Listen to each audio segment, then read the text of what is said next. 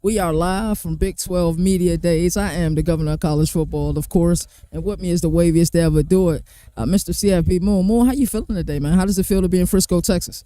It's different out here, man. It's a lot. It's a lot to soak in, whether it's the difference between Dallas and Fort Worth, or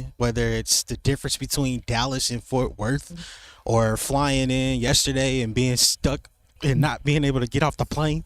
That's a whole nother story for another day, but it's been good. The vibes out here at the movement, we got here early, so to see everybody, starting to come out is truly amazing. And it's going to be a jam-packed day. A lot of teams are in the building already. I see some mascots. Right behind us is the Kansas Jayhawk mascot, by the way. So yeah, it's a good time so far. How you been enjoying your time so far, bro? I'm enjoying my time pretty well. I think we're dealing with some drop frames. We may have to switch it up. But yeah, it's been really fun. I've been enjoying my stay. My dog. I ain't get to see you on a tour, but we get to see you this year on the tour.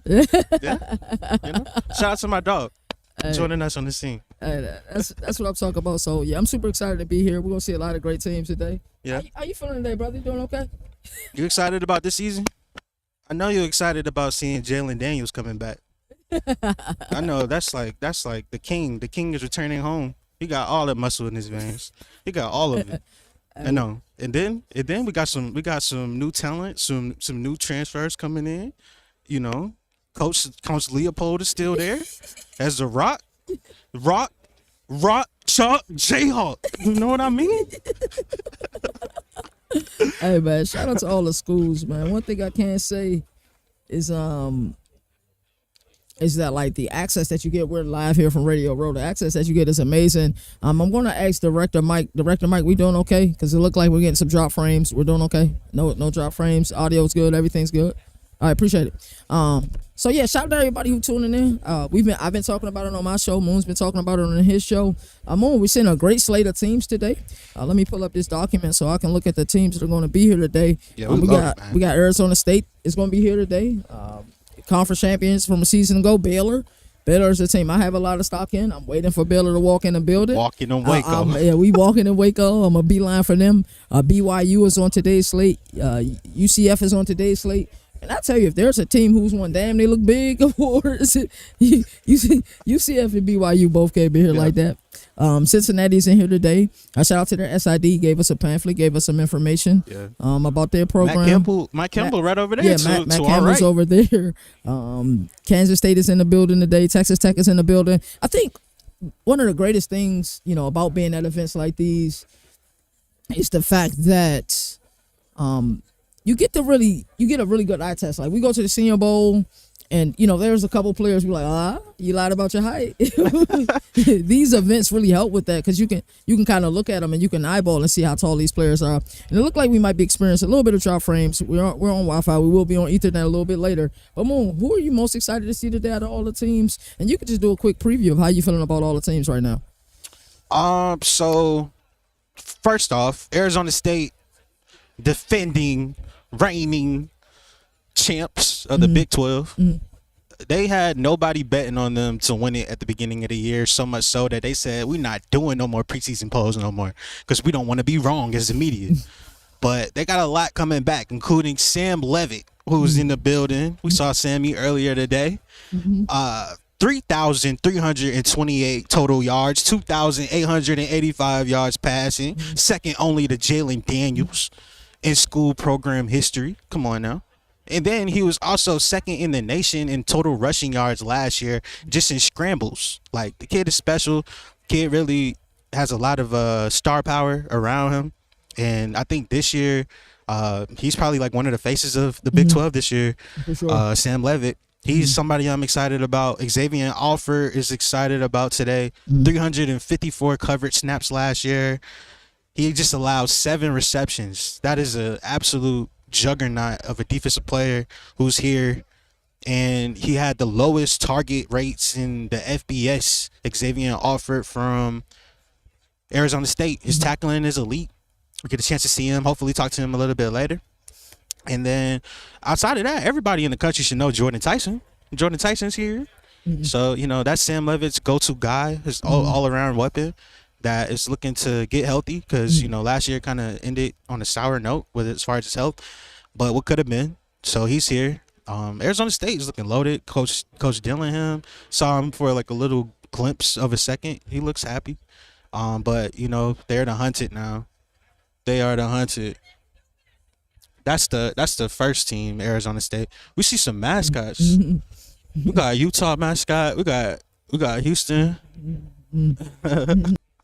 Oh yeah, it's great out here though. And then your team Baylor, I'm probably excited to see Baylor the most. Yeah, I am definitely excited to see Baylor. I think about this team. I look at this team. This team definitely should have their heights set really high this season. I'm not just talking about a Big 12 championship. I'm also talking about the college football playoff berth. I believe that, when you start looking at the teams in this conference and we start looking at the overall landscape of the conference, of course, people are going to be extremely high on Arizona State. People are going to be extremely high on the Iowa States of the world. Kansas State is going to get a lot of love. But if there's a team that is flying right under the radar and may not be the hunted, but they will be the hunters, it's that team from Waco. Sawyer Robertson is real deal. I think when we look at Big 12 quarterbacks and how we, analyze them and look at them, of course, Sam Levitt is the guy a lot of people look at. Shout out to Debbie Darling, shout out to Nino D. Now they covered Sam Levitt really early on in the process, and they just happen to be right about him. Even his time in East Lansing. And while I think Sam Levitt is incredible, the quarterback that I'm looking at in this conference, and this conference has the deepest quarterback, so make no mistake about it. Oh, it's not even close. But the quarterback that I'm looking at in this conference is Sawyer Robertson. I believe he's a difference maker. I believe the talent that he has around him with Michael Trigg at tight end, with Josh Cameron on the outside, running back and Bryson Washington, that team is loaded. And you look at how they started the season and how they finished the season. If they can ride that momentum heading into this season, I'm a big believer in Baylor this upcoming year. He wasn't even supposed to be the starter. Right. Exactly. They started off the year with 2-4. Yeah. And then won 6 straight. crazy. Hot streak. Country. Can't try to top. The bowl game is a whole nother story.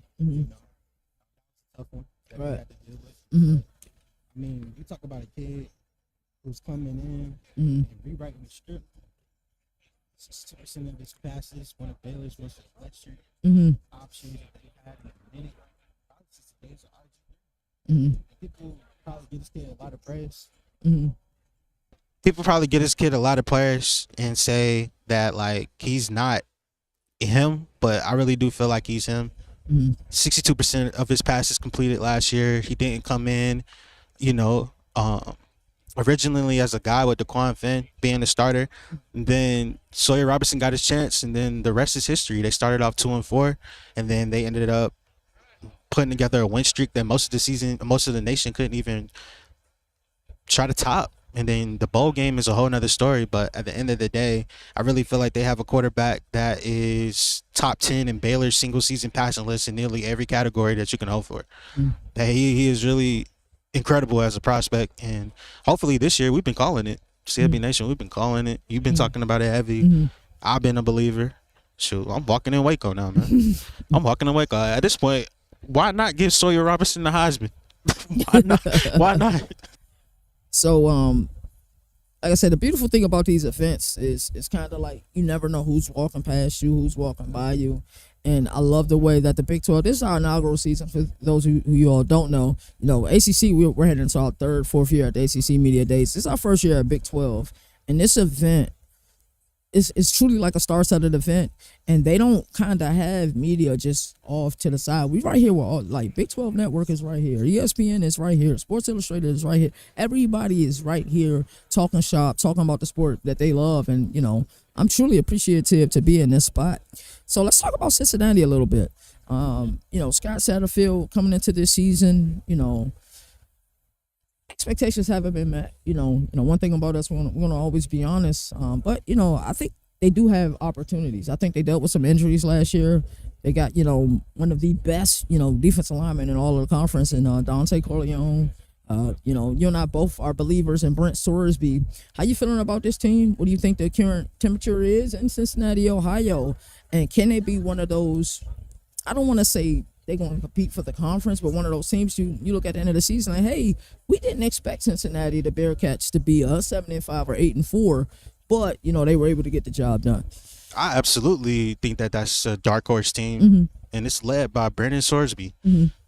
That kid is probably slept on, and not a lot of people give him enough love and credit, but he has put together a highly efficient season last year, passing for 2,813 total yards, and also adding 18 touchdowns, 400, almost 500 yards rushing too. So he has dual threat to his ability as an FBS quarterback. The only FBS quarterback last season to record both a 425-yard passing game and a 125-yard rushing performance, highlighting his unique dual threat ability. He started the year with 148 consecutive passes without an interception. So my boy was on a hot streak like no other. And then Cincinnati had their matchups in their games where they just didn't live up to the hype. And they're gonna come their way in the Big 12. Big 12 is a dicey situation, bro. Dicey, incredibly dicey. But I think the thing that most people need to know about Cincinnati is that they have a tight end that broke Travis Kelce's records. Like, her tight end, Joe Royer, he's already the hometown hero for Cincinnati, staying home. Like, most of the country is kind of unaware that he exists. They're coming back.